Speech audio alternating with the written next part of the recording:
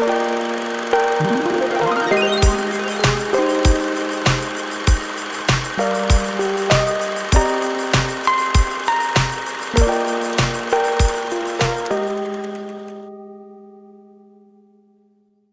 everybody, and welcome back to another episode of Breaking Into Cinema, the show where we discuss movies, new and old, that you may not have seen or analyzed before.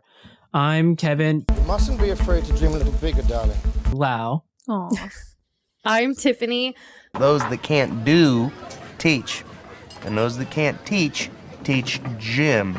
McLaughlin. And I am Cassie.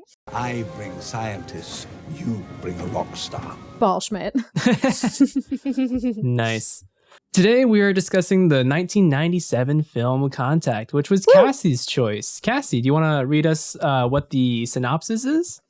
Sure. Dr. Ellie Arroway, Jodie Foster, races to interpret a possible message originating from the Vega star system. Once first contact with an extraterrestrial intelligence is proven, Arroway contends with restrictive national security advisor Kitts and religious fanatics bent on containing the implications of such an event. An incredible message is found hidden in the signal, but will Arroway be the one to answer its call? Nice. Ooh. What a it's cliffhanger. So fun, guys. It's so fun. Yeah. And just before we start diving in, do you guys have any spoiler-free thoughts on the film? Oh my God, I loved it. It's amazing. Yes. Cassie, you succeeded. You made a new fan. I really liked it too. When I watched the first 30 minutes, I was like, I'm not sure where this is going.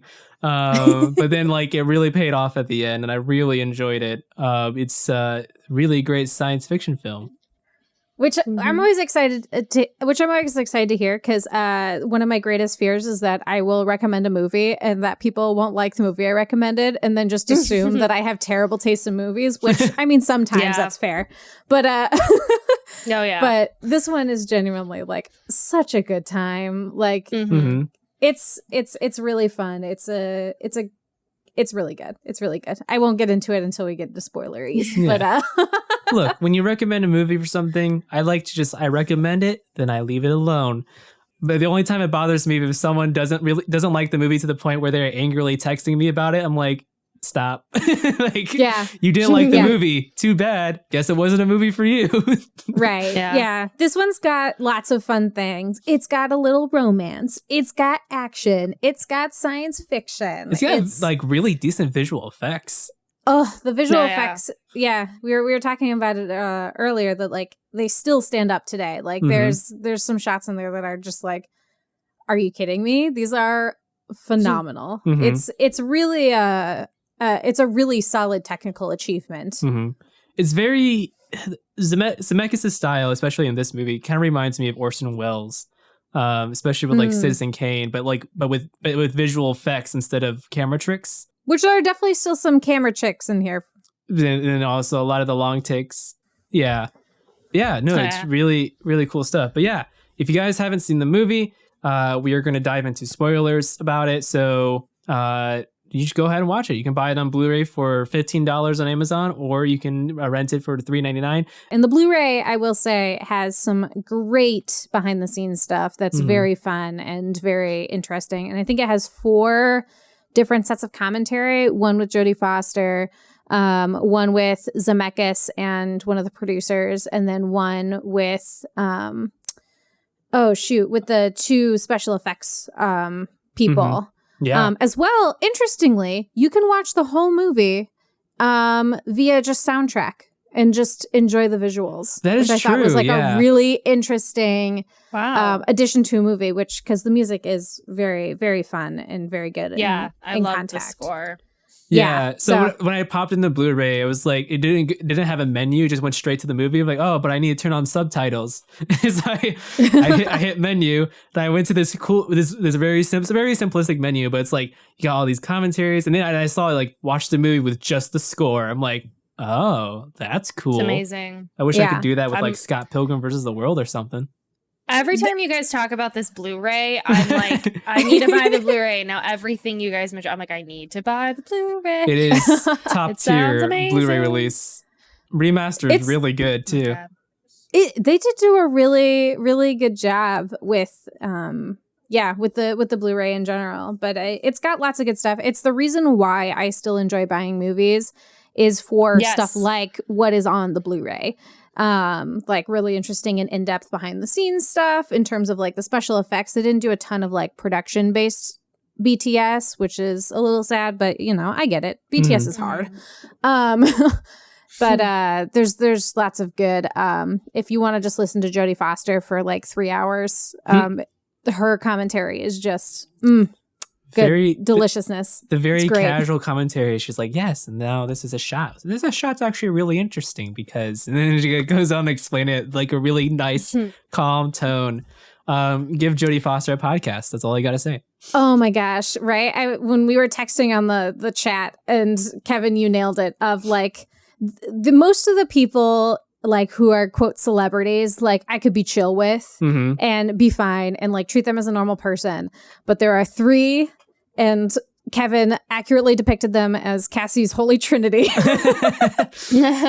And it is Jodie Foster, Steven Spielberg, and Kathleen Kennedy, because of all the things that they just have done. And so like getting to enjoy some delectable Jodie Foster content is exactly what I'm here for. Nice. She's because for those who don't know, Jodie Foster does more than just acting. Like she's obviously a phenomenal actor, as portrayed even in this film too. But she does a lot of like she's done directing and producing, and she's very heavy in the behind the scenes and like super knowledgeable about the process. So she's a delight to listen to. For sure. Yeah. So moving on. With Contact, the main thing we want to talk about is the use of philosophy in film.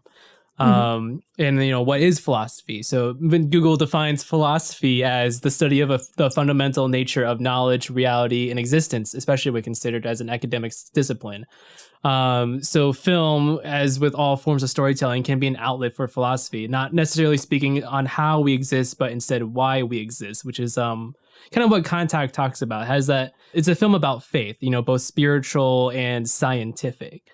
So, you know, like, you know, really Carl Sagan with his novel and then with his screenplay is basically showing like, you know, it's 2 sides of the same coin when it comes to both religion and the scientific process. Tiffany, did you have anything to add on that?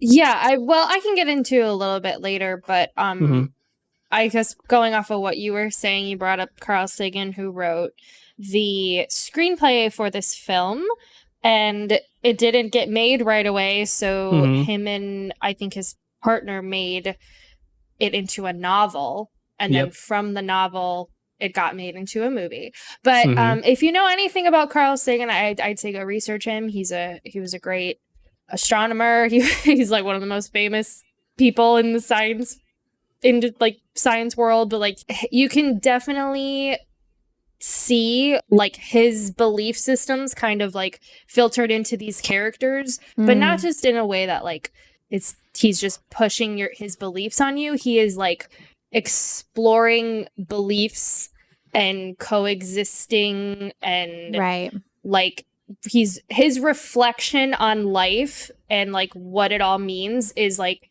so beautifully broadcast like through this entire film, and the character arcs and everything. It's really well done. Totally. Continuing on that Carl Sagan thing, he actually died before the movie was like fully released. I know. So he was a part of the process and then passed away before he got to see it like fully in fruition. I'd love to know if he got to see like an early cut of it or anything like that. But yeah, or any of like the dailies or something. Right. Yeah. I didn't know that until the other day when I watched the film. I'm like, oh my God, he died right before it came out. That is so freaking sad. So tragic. Yeah. So tragic. But yeah, I kind of stick Carl Sagan in some ways like next to Michael Crichton for like different reasons. But like especially in Contact, you can kind of see the similarities between like Carl Sagan's conversation about faith and philosophy and science, kind of in the same way that Michael Crichton likes to have that conversation of like you can see it in Jurassic Park, where it's this conversation about, is technology this great thing? Like, the answer is yes and no. And I think you kind of get similar conversations in this film of like, people rely on faith and how that faith is exhibited. You'd see the different aspects of that with like the zealots and, them blowing up the first device, at least. Yeah. But also the like kinder, softer side of that with Matthew McConaughey's character, and how those two can both like coexist, but we can still have these conversations, and how they're similar and how they're different. And I think that that's part of what makes this film so impactful, I think, for so many people, is because it has a really difficult conversation, but with a really interesting and tactful way, where like for the most part, like nobody's in the wrong per se, because like you see the extremism portion of it, which again with like the zealot, but also with the science commander. Like I feel like he's kind of the exemplification of the extremist version of Ellie's character and her beliefs.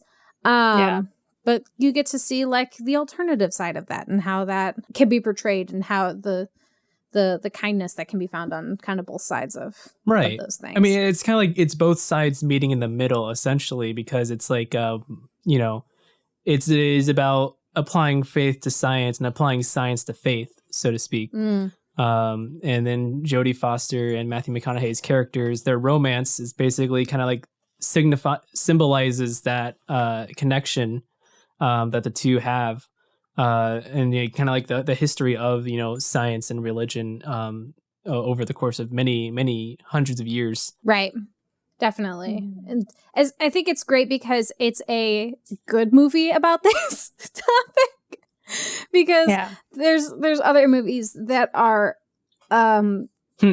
not as great at talking about these, like it's they usually very pick a much side.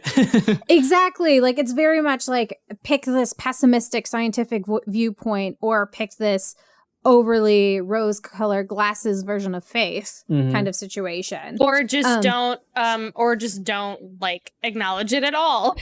And then you just gotta have to like assume what these characters believe or whatever, and then it kind of makes it seem surface level. But yeah, definitely. Yeah, for sure. And I love I think one of the things I really love about this is we have such a interesting ethical conversations throughout it, and interesting internal dilemmas about different situations, but it is so hopeful. It takes these really difficult conversations and things that would often tear people down, and provides this really hopeful view of the future, which I really appreciate. We want to think that people are good, but we know that they do bad things, which is something that I think is really exemplified in this movie. I think if I can piggyback off what you're saying, I think a really good visual representation of what you're saying is there's a scene right after the world kind of finds out what Ellie has found, and they're driving through the alien themed Woodstock, and it's all these people with all these different beliefs. There's religious people and a bunch of science people, and all these people from all these different facets of belief systems just kind of coming together to celebrate this phenomenon that was just discovered. And it's so comical when you look at it, but it's such a good way for us to kind of see in the grand scheme of everything how many different types of beliefs are at play. And the film and the story in general does a really good job at trying to represent everybody, and the reality of if something like this were to happen, how would all these different groups of people react to it? Does that make sense? Am I making sense? No, totally. I'm feeling I'm rambling. It's the movie shows everyone's perspective equally. And so like, it's like, it's like, yes, there's, it's like we mentioned, like there's the extremist portion, and then there's like the more subtle portion. And then and it's not picking a side, it's about them coming and meeting in the middle and learning to coexist instead of say religion is bad or science is bad, not like some other films we can mention. All these, and I kind of was like, wow, it's like all these people are coming together and coexisting and not even realizing that they're already coexisting, and that's okay because they all just think like whatever like thing that they believe is the right and like absolute way, which is fine, but it's like people don't realize that we already coexist and that it's already okay to do so. So I just always thought that's probably one of my favorite parts of the whole movie, to be honest with you. We've been coexisting for thousands of years. Yeah, it very much feels like what it's like to wade through the public opinion of the world and like what it's like to be it's almost like a depiction of like social media kind of in a way, because like especially in the kind of beginning of the film, it's very much like she's in her insular kind of bubble, right? Like where she's developing this stuff and growing and finding obviously finding the message from the outside world, and then you get that real bombardment of like, here's what everybody thinks about this thing. Where like, you kind of had your opinion turn, or your idea of what's going on, and then you have to react to what everybody else is saying. But Tiffany?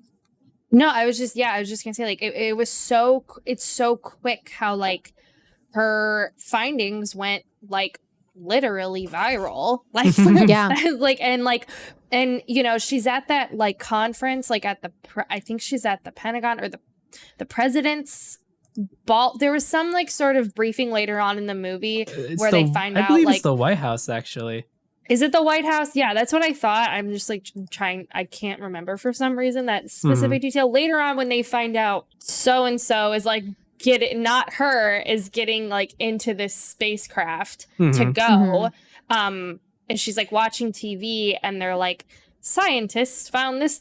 I'm like, what? She was like, and then I'm like, it hit me like how viral this went, and now everybody and all these other scientists are looking into this. And it hit me how quickly it went from her hands to everybody else who, otherwise probably would have told her that she was insane.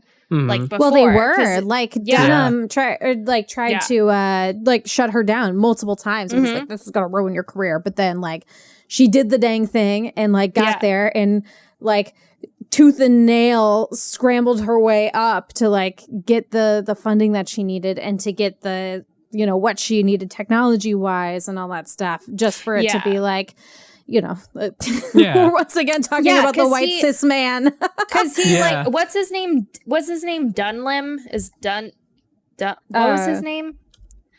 I don't know why I can't remember any of their names. Oh, Drumlin. That was his name. That's right. He like consistently had me frustrated. Like and like he's supposed to like get why, like obviously he's supposed to be like that person, but like, oh my God, I was like, why is he grabbing her wrist like that? Why is he talking over her? Every 5 minutes he talks over her and I just want to like punch something. I'm like, this actor's so good. Tom Skerritt, I think his name is. I'm like, oh my God, he does so well. But yeah, like he completely cuts her funding for this project because he literally tells her it's stupid.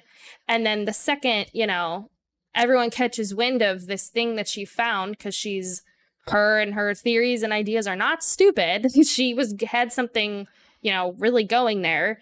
And then he like pretty much takes all the credit for it. And then he gets to go. And like, at first he gets to go, but like, it's just, It's very representative of women in science and how they've been treated throughout history. It's very representative of kind of the collective scientific woman's experience. even women in film, like true. Went back when it was before you could make money off of it. They were just women were making the movies, like they were the writing, directing, all that stuff. And then like because all the guys were like, you can't make money off that, it's just a fad. And then suddenly like once it started getting traction, boom, it just became a male dominant field. And then, like, you know, there's a lot to talk about Contact as well, like including like the gender politics. It's such a focus on that in the film.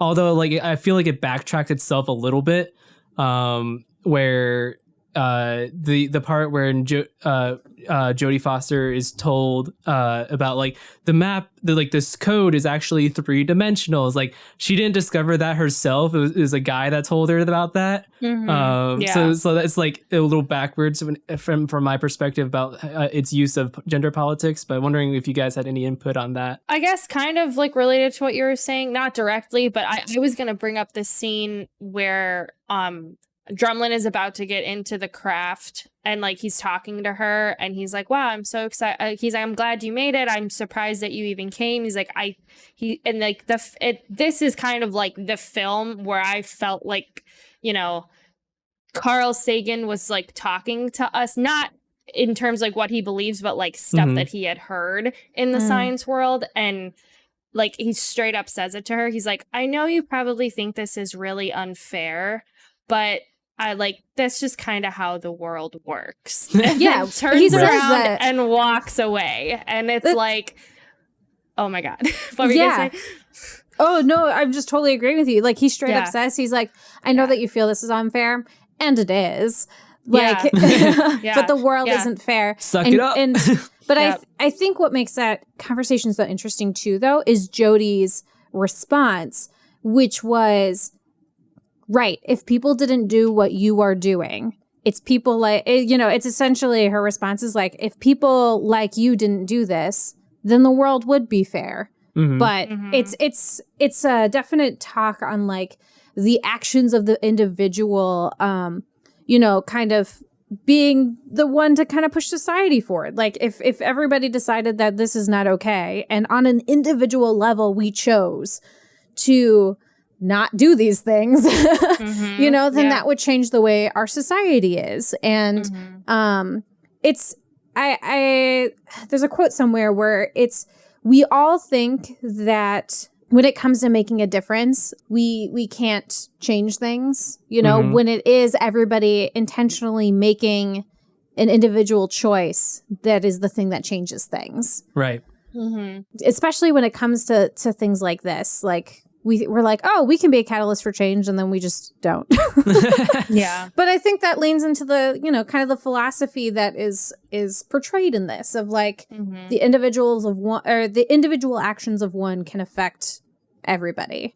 And like it actively making those choices to like be better and to continue on what you know is the right path, and to keep pushing the boundaries, and when people tell you no, to keep pushing forward, like to keep doing it. And I think that this film using that philosophy and portraying it in this way, and especially in a you know, like we're talking about, like a very approachable manner, it makes it a little bit more digestible, I think, like because we're in this slightly fantastical thing. But I always talk about this as like one of the most, I think, grounded sci-fi films, interestingly enough. It's a very grounded sci-fi film. Like something that my partner pointed out is you never see the aliens. How many sci-fi films do you have where you never see the aliens? Right. Like you never like Close Encounters of the Fourth Kind, I think that's what the movie calls, or Third Kind. Third Kind. One of the two. The Spielberg movie. I don't think you see the aliens in that one, but no, your partner makes a point that I wanted to say as well. Is like, it's like the sci-fi film that's mostly about the humans. Like you don't see the aliens. You have this one trippy sequence in space, but that's pretty much as sci-fi as it gets. Yeah, the what is it? The 21st. Oh shoot, what is the name of that movie?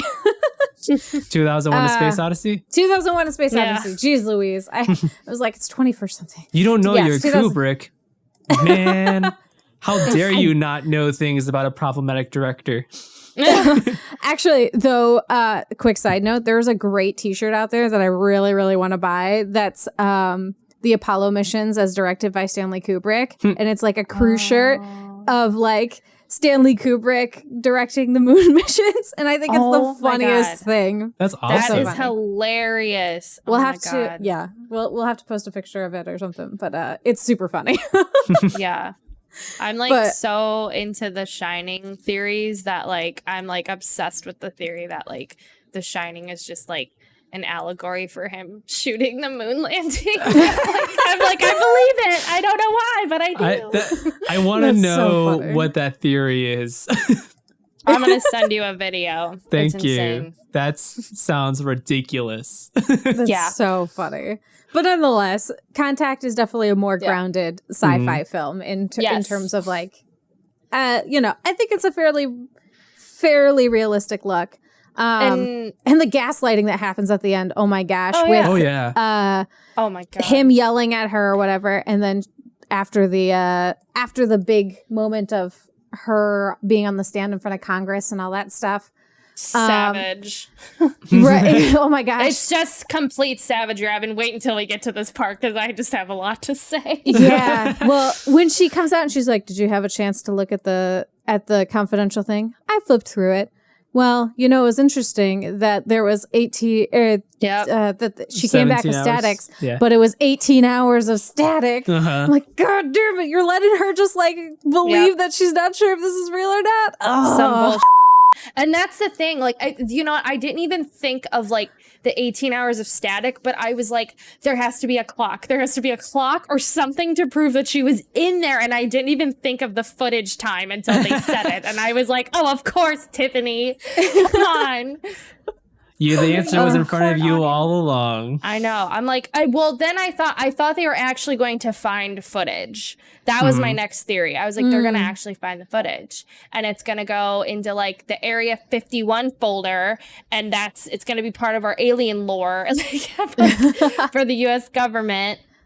But no. And for me, I was just like, why don't they just drop the dang ball again? Like, you're telling me that you can't just go again. Do it again. Yeah. Just do it again. Yeah. Do it again. Maybe it'll work this time. Do it again. Do it again. Call her and apologize. We wish. Wish. The scene where she's sitting on the stand and they're throwing the religion thing back in her face. I was physically angry. I was like, oh no, here they go. I knew it was going to come back, but not in like, because, well, Matthew McConaughey completely throws her under the bus where he's like, do you believe in God? Like earlier.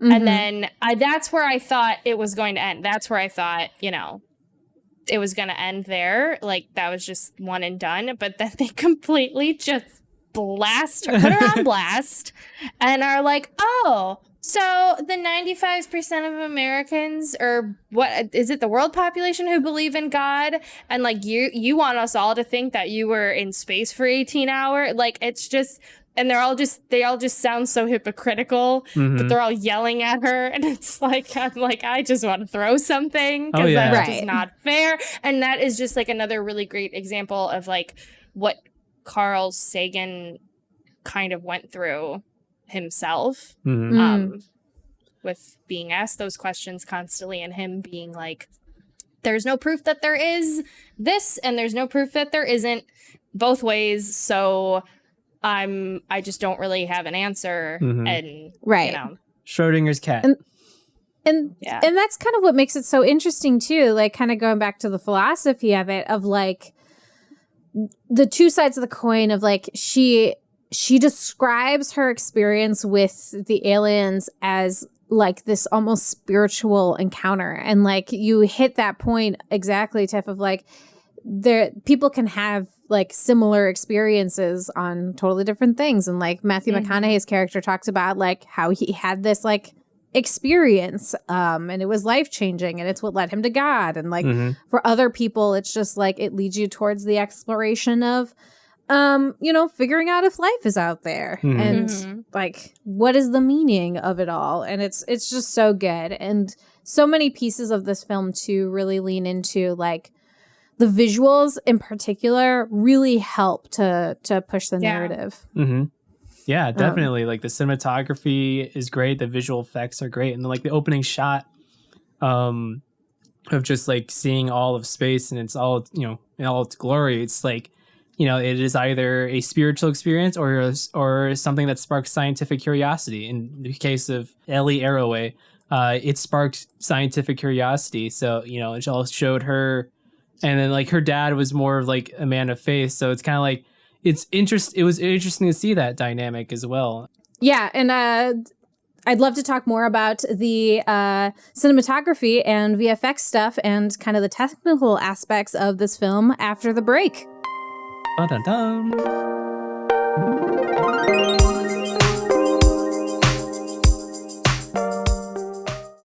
Don't you wish there was a pop culture review site that appealed to cinephiles, both professional and casual? Well, look no further than crpwrites.com. New content such as movie and TV reviews, film essays, and more are released every week by writers who crave for movies like every moviegoer craves for popcorn. CRP Writes is dedicated to making sure no one is wasting time or money where they shouldn't be. After all, you have to be able to buy your popcorn and eat it too. crpwrites.com. Casual reviews with purpose since 2018.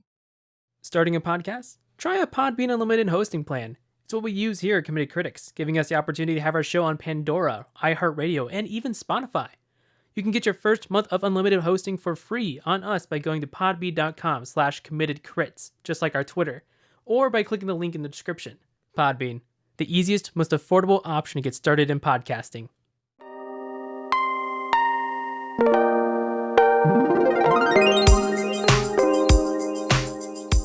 One of the notes I had that I found was that at the time, the opening shot of this movie, just seeing the vastness of space, was the longest computer generated shot in a live action film at the time, with 4,170 uninterrupted frames, which is roughly almost 3 minutes at 24 frames per second. It's wild. When listening to the behind the scenes and them talk about that shot in particular, originally it was only supposed to be about 90 seconds. And then, the classic scope creep came on, as we like to call it, of it turned into from a 90-second situation to a 3 to 4 minutes. I know. I was sitting there and I had a couple glasses of wine in me. And I'm like, can we, from Billy Madison, where he goes, can we start the story now? What are we doing? No, it was really cool though. That's so funny. And I love I'm just impatient. I love in that opening shot the kind of reverse of what you see in most sci-fi films, because most start far out and then zoom in, right? You see a ton of stuff where they start from space and they zoom into the little person. Whereas this really, I think, set the tone for the movie in such an interesting and distinct way of you're hit. I can't imagine watching this in theaters, being hit with the cacophony of noise at the beginning, and then the slow kind of creep out as it becomes evident that this is the head towards Vega, essentially, of all that noise and just how loud we are, and then the braveness of the shot and the sound design of just halfway through silence. Because that your visuals have to be on point if that is going to work. Because you go into the silence and you're forced to just look at every single pixel, because your brain's just looking for information to digest. And I think it's so powerful. You said pixels. I just want to make a quick joke. It's but this wasn't shot digitally. It's a shot on film. True, but the VFX were digital. Yeah, it's true. Yeah, they had to scan the film and add it in. So it is what it is. But no, it's that. All that noise bombarding you in the beginning with the radio transmissions, and then as you get further away, the more silent it becomes. It's just really interesting, and it shows that like you were saying, this is kind of the reverse of a sci-fi film. We start with the human element and then go outward, not going outward it was like, oh, look, this cool spectacle thing, and then going into the human experience. And then, like, you know, like I was saying in the first half of the episode, like Jodie Foster's commentary for that shot was just like very calm and cool. She's like, yeah, and this is a shot of going through space, and yeah, there's just like you hear all the noise from the radio signals, and then boom, it's silence. And I like it like this. I like a lot about this because, you know, this. It's very fun. It's so great. I want to watch the whole movie with her commentary. Give the woman a podcast. Yeah. And the commentary from the VFX guys too is just very excellent. It's very fun. And it's cool because this is still very early in digital effects and, you know, creating shots like this. Right. But it's so interesting because you like they're talking about it and you recognize names like Houdini, which is software that still exists today, and Dynamation, which was built for Twister, the movie Twister. And oh my god, then was literally this movie reminded me of Twister, like spiritually. Totally. Well, I mean, it's similar time frame. I think Twister was also in the 90s. I think it was a little bit before this, but like. According to, again, my partner who works in special effects and animation, all that stuff, Dynamation is what turned into what is now Maya. And which again is something that is a super common, software that is used today. Don't worry, they did crash their servers at least 25 times while doing just the opening shot. Yeah, I would expect that. Okay, so Twister came out in 1996. Which was also written by Michael Crichton. Really? Yeah. I didn't put together that he wrote Twister. He's one of the two writers. I'm not sure if it was like he wrote the first draft and someone wrote the second draft, or if it was like co-written. Mm-hmm. I have something to add about the opening shot, the opening scene. I completely forgot. So when we were watching it, my boyfriend Ryan is like obsessed with the science of this movie, and he showed me the video from the 70s called The Powers of 10. Have you guys ever seen it? Do you know what I'm talking about? No. It's this video. I'm gonna like send it to you guys right now. If like you go on YouTube and look up Powers of 10, it's this video where they go in like every 10 meters of like a frame, and they go outward from like a couple like laying on the grass like in a park, and it like zooms all the way out like into space, like all the way out of the galaxy, and then like back in, and then they go like they zoom into the guy's hand, like all the way down to like a single atom. And that's kind of like I think obviously where that beginning shot got its like inspiration from. I think Men in Black also did something else like this too. Yeah, they I'm did. gonna send that video I'm to watching you this guys. Powers of 10 right now. This is really cool. Wow. Yeah, I thought I'd share that little tidbit because he showed that to me and I was like, oh my god, that is so trippy. But yeah, just like that fact that like back in. They had this. I just shared it in the chat. They had this. They knew all of this back in the 70s. Is just wild to me. But, technology, man, rising up. Mitchell's versus the Machines. Yeah. This is and then, like, you know, the use, like, you know, we got Carl Sagan writing the novel and like overseeing the film, so like, you know, he's gonna make sure that some of it's gonna be scientifically accurate. I know there's a lot of it that isn't. According to some of the fun facts that I found about the movie, like apparently, so they're talking about like in the movie they gave Jodie Foster a suicide pill, just in case she gets stranded in space or something, and so she doesn't have to suffer. In the movie they say, oh, NASA does this all the time. They give it to every astronaut. And then apparently, according to Mental Floss, NASA quickly came out after the movie came out. It was just like, we don't do that. Like, that does not happen. Apollo 13 veteran James Lovell dismissed the idea. So it doesn't. So some of it's made up just for the movie. Apparently the movie also put CNN in an awkward position because of all the cameos of like the CNN anchormen. Just like there's like, you know, they made it seem like that CNN was like a problematic news source in the frame of the movie, which like could translate to real life because that's just the power of movies, I guess. But yeah, and Tiffany, you had another fun fact about a certain president. Yeah, well, Mr. Bill Clinton, if you watch the movie, you'll notice he is in 2 very prominent shots of the movie. Mm-hmm. And the filmmakers went in and grabbed some like bits, visual and audio bits of like real life speeches that he made.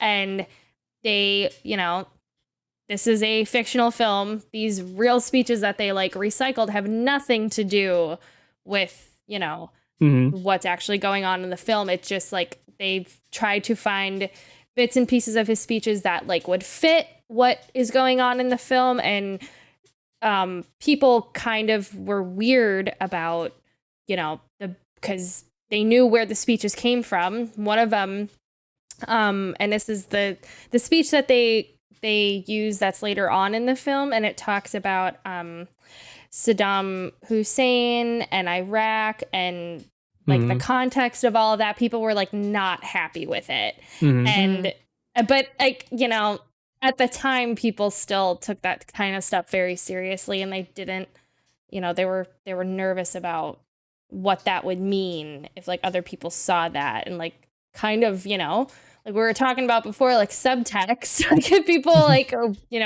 take that subtextually and think that the movie's trying to say something, when in reality they were just simply finding they things saw a line to match the movie. Yeah, no, because I think I remember reading, I think that the speech happened during filming, and Robert Zemeckis was just watching the speech, like as one did in the 90s, because you can't watch it later on YouTube. So and then like he watched the speech, and he was just kind of like, "This is amazing! Like I'm gonna put this in the movie." Amazing, like the line, the words that he said, not the actual context of it. Right. It's because I think they also wanted to have the president say a speech in the movie, but they were wondering if they would who they would cast for that and how they would make it work. But then like Bill Clinton just went on TV and said the words that he wanted to hear, and it was like, I'm gonna put this in the movie. And he was like, all right, I'm going to do the thing that I did with Forrest Gump just a couple years before. We're going to cut him out and cut him into the film. The crazy visual effects that, so iconic. Right. Yeah, for sure. Well, yeah. And what I was reading too is that like a lot of it was in an attempt to really ground the film, which I think it does a great job of. Like you're seeing real CNN reporters and like what they're doing, and you're seeing real people who were on TV. Like it's kind of a snapshot of where that space was in the 90s. Of like Larry King. Right.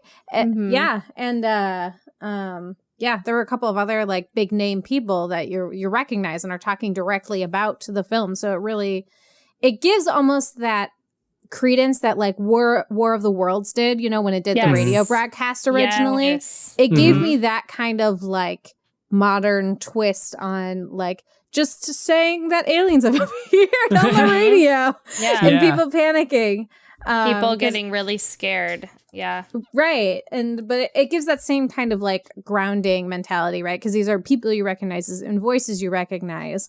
And it really helps make sure that like when you are like listening to it and you're watching it, you're like, oh, I know exactly where this was. I feel this, and like I'm reminded of this. And I mean, now watching it, it creates a little nostalgia too, because you're like, oh yeah, I remember when those were things. Modern kids wouldn't remember. I guess I must be a modern kid because I don't remember anything from the 90s. Yeah, I was born in 96, so. Yeah, I mean, that's fair. But yeah, there's definitely like an opportunity to see this as like a snapshot. And I think an accurate snapshot of like if this did happen in the 90s of how things would probably have looked. Yeah. Like, kind of a hindsight 2020 thing of like, yeah, this is like a plausible reaction from the world. Yeah. If this were to be what right before happened. Y2K, so. Yeah, and like 9/11 too, like right before that too. Oh, so. true. definitely would have gone down a lot differently if this was a post 9/11 film. Yeah. Oh yeah. That's an interesting insight, Tiff. Like, I'm curious at how this would have changed if it had been post 9/11, like especially with the bombing. Yeah, section, the religious guy. Yeah. Right. The religious terrorist. Because I thought of that. Like, that's where my mind went. Because, like, hello, we were all very... The 9/11 was very formative for, like, I think all three of us, I think I could say. And, like, so your brain goes to that. Your brain just automatically goes to that in films. And then immediately I was like, nope, this is before that. Like, they're going to handle this a lot differently. And so it's just that whole representation of how films handled that back then. Right. Really I will say, I'm glad it wasn't like a racist interpretation of it. Because if it had been... For sure. That would have not aged very well. No, it would have... I mean, yeah, it just wouldn't have been good in general. But I think it's... I will say that is at least one strong point of this is like, you know, that happened, but it wasn't a... Yeah. Yeah. For sure. Yeah, that's really interesting. I didn't think about that. That's super interesting. In an alternate timeline, what would have it been? Yeah. If it was pushed back 4 more years. Yeah. Well, it's interesting how like time does that. Like I think that's why it's so important to like move backwards in time. Like I read somebody who was like a reviewer and he's like, I won't read anything or I won't watch anything past 1970 or 1960. There's a lot of that on Twitter. Yikes. And I'm like, what are you talking about? Like, it's just like any genre. Like, you know, there are people who don't like rom-coms. There are people who don't like XYZ. But like, there are definitely, you can't just say that you're not going to go back in time and not watch these things. Yeah, I mean, like, you know, that's, you're missing out. That's all I got to say. You're missing out. I know people who's like, oh, I don't watch anything before 2010 because, you know, it's just like, they don't like the film grain look. It looks, you know, because just looks old to them. So it's like, oh, I want to watch like the digital movies.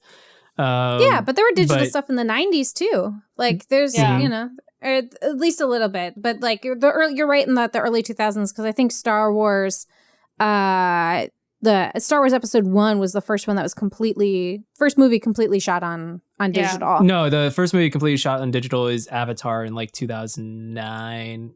But Phantom Menace was the first one to use digital cinematography, but not all of it was digital. Really?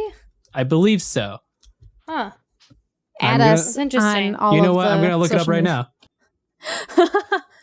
We really should create a email account so that people can just email us instead.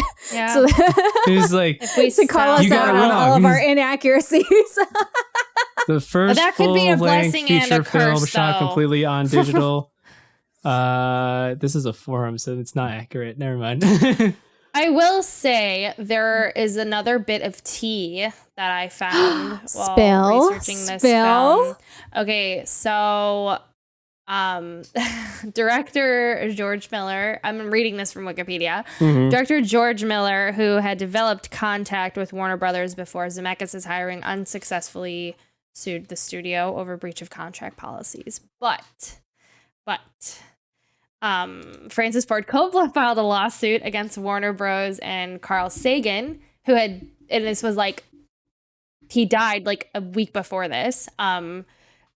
Sagan had, and Coppola claimed that Sagan's novel was based on a story that they had developed for a TV special back in the mid 70s, and it was called First Contact.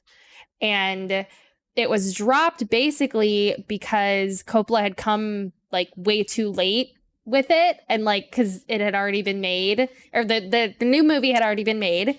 And there was like really nothing that any of them could do. And I think he sought out like $250,000 in like compensation. But I just thought that was really interesting. I'm like, wow, he like went, you know, I don't know the specifics of the story and like how it like reflects onto the movie, but I definitely believe that is possible. Yeah, so I'm looking it up. So it looks like so Cassie might actually be right. It's not Phantom Menace. It's like the Attack of the Clones Episode 2. That's the first movie shot entirely on digital. but it's like digital video, so it's not like on memory cards. Right. Like, Yeah. But it just wasn't like, shot on film. Right, exactly. It was the weird like middle the ground. DV tapes or whatever they're called. Yeah, it was like the weird middle ground, but it was shot digitally, and then yeah. So for those of you who like to poo poo on Phantom Menace, first of all, I very much enjoy it. Second of all, I actually think Phantom Menace is good until the last 30 minutes. Fair, but technically wise, there's some really interesting things in Phantom Menace. Technically, but back to Contact. There's I mean, that kind of actually leads us into like the cinematography of it too. Like there's a lot of really great shots when you're watching Contact that really tell the story and is very Robert Zemeckis, and like there are these really long, well blocked shots. I feel like he really excels at blocking and like forcing you to look at the things that he wants you to look at, whilst just keeping it all consistent, which I think also says something about the actors that he chose, because some of these long shots, is a lot of dialogue. It's super dialogue heavy movie. And for them to like keep up with that all the time is very difficult, especially the young girl that they had. I thought was phenomenal. Like casting director, whoever casted, I think Jenna her name Malone. was Jessie. Yeah. Jenna Malone. She's So so good. She's, oh my God, couldn't be cuter. Also couldn't be a better little double for Jodie Foster. Yeah, she looks good. Yeah, very similar. I was almost wondering, it's like if I didn't know any better, I'd say this was de-aging technology. No, seriously. I was gonna bring this up too. There, like Jodie Foster's first movie, it was called Little Girl Who Lives Down the Lane, I think. And and like the parts of Jenna Malone, like her like younger self, like it's in the 70s. That's exactly what she looks like in this movie. She wears like the same type of clothes and like has the same type of hair. It looks exactly like Jodie Foster in the 70s when she would have been that age. Wild. Yeah, you guys should go check that movie out. It's really something. But yeah, Wild. I was like so blown away about how much she looked like her. Yeah. And that running shot into the mirror. I mean, cinematography wise, and so many door shots, so many shots where they went through doors and like windows and out of windows. Yeah, that's part of me was saying that's kind of like what made me think of like, Citizen Kane and Orson Welles in general, because Orson Welles does that a lot too, where he like goes through windows and have that deep focus. And we still see shots like that nowadays too. Like the one that comes to my mind the most is like that one shot in Birds of Prey when they're in the theme park and it zooms out. Yeah. So I think they use the same effect too, where it's just like they have two clips and then they kind of like composite them together. I'm just kind of looking through digital cinematography more. Apparently the first digitally filmed and post-produced feature film was Wind Horse, which was shot in Tibet in 1996. So I think it's like some real indie. I don't know. I'm not sure. It's so what made me think of Avatar is like the film was among the first to utilize digitally intense production. So that's sure. Yeah, there was definitely the most like CG stuff done as well. Like I mean, but also CG. The prequel series, the prequel trilogy was also like that too. Lots of green screen. I think almost everything was green screen. But yeah, so that's Contact and a little history on the digital cinema. Very, very fun, interesting stuff. It was weird. I couldn't get a straight answer too from Google. I had to Google search it like a few different times. I know. I feel like we'll have to do a little deep diving into it a little bit and maybe add an addendum. Gotta watch Wind Horse now. I don't know how it's gonna look. Maybe I should just look. Wait, hold on. Let me see. Wind Horse, 1998 film. It looks pretty good. Yeah, because I did find an LA Times article that Phantom Menace was the first to be screened in digital too. Oh, so like with a digital projector? Yeah, so the first time a fully digital movie will be shown in public from it was Phantom Menace. Okay. Oh, and then Avatar kind of pushed it more to go digital, right? If I remember correctly. Yeah, I mean, Avatar definitely did some stuff, because you're talking about the James Cameron one, right? Yeah. No, I'm talking about the Nickelodeon one. I assume, but you never know. Yeah, well, Avatar was 2009. Yeah, we had digital stuff before 2009. Yeah, it was kind of like in that realm, because I think Tron Legacy came out a little bit before that. No, I mean, I'm making up facts on the fly. I gotta check. I love Tron Legacy. My guilty pleasure movie. Such a good soundtrack. Such a good film. Everyone's it's 2010. bags on it. Tron Legacy came out a year after Avatar. And honestly, superior movie. Yeah. All right. But so now, we'll put links to the articles that we're using. Yeah, exactly. Everything is in the description. It's all and again, there. just at Kevin Lau on everything for all of our inaccuracies until until we have like an email or something for you to send us. We do have an email. We have committedcritics@gmail.com. I mean, we have that email address. That's true. So if you want to email us there, I will get to it eventually. So Contact, great film. Highly recommend it. Highly recommend getting the Blu-ray. Like I said, it's only $15 on Amazon. I think it's a $20 retail price, but you can find it on sale pretty often because it's like an older film. Has lots of great special features, and the remaster looks fantastic. But now to choose our next film. It's my turn this time for the 80s. I'm not choosing some typical 80s movie like Back to the Future or literally any other 80s movie. I'm gonna go ahead and choose. I'm gonna break the mold a little bit here. I'm gonna choose a foreign film. So this film is not in English. However, an English dub does exist, but it's not very good. I'm choosing the 1985 film Police Story, written and directed by Jackie Chan himself. So the Police Story is about a virtuous Hong Kong police officer who must clear his name after he is framed for murder. And that's it. That's the synopsis. The story is very simple.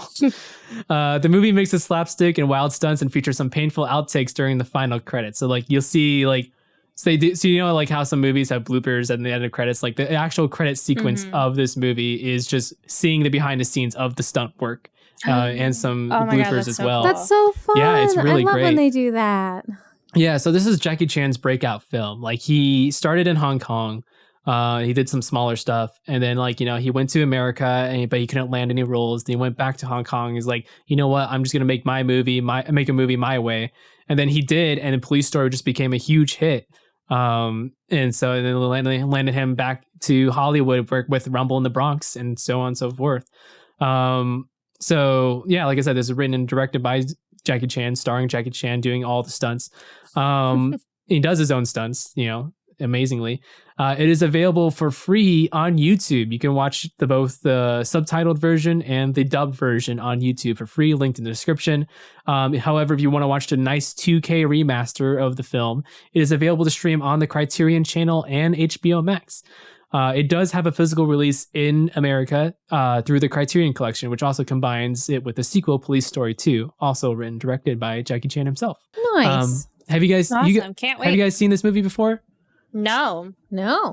All right, prepare to have some fun. It's a very the fight scene in the climax, the third act, amazing, really great, and Jackie Chan even sings the outro and during the credits.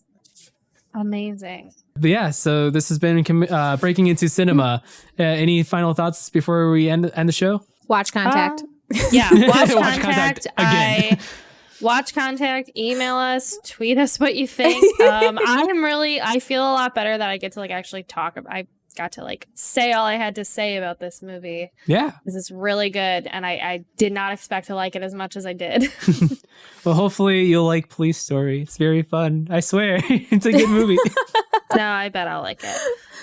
It'll be fun. I'm excited to watch a Jackie Chan film. I haven't watched one in a long time, so this will be good. I think as when we do research for the episode, Cassie, I think you might enjoy the fact that there's a podcast interview between Edgar Wright and Jackie Chan talking about the movie. Ooh. That sounds extremely up my alley, and I'm excited to listen to that. Mm-hmm. Yeah, so this has been Breaking Into Cinema. You can follow us on Twitter at Committed Crits. That's COMMITTEDCRITS. My name is Kevin. You can follow me on Twitter at AuthorKalau. That is AUTHORKLAU. And I'm Tiffany. You can read my film reviews at crprights.com. That's CRPWRITES.com. And I'm Cassie, and you can follow me on Twitter and the Instagram at Cassie Story, CASSIESSTORY. Just you can support us on Patreon and link below. Just $1 or $2 a month is really helpful for the show. Special thanks to Zach, who loves the editing, and Jordan for composing our theme. And Ryan. Tiffany, do you want to thank Ryan? I saw you write that. Did we think? I didn't write that. Oh, okay. I think that's from last time. Oh, I probably copied and pasted over. Oh well, but Ryan Kolkowski gets the shout out still. He did fix my mic again today, so shout out to him. Ryan plays drums. That's his YouTube channel, right? Ryan plays drums. Yeah. There we go. And we'll see you in 2 weeks. Bye. All right. Bye. Bye.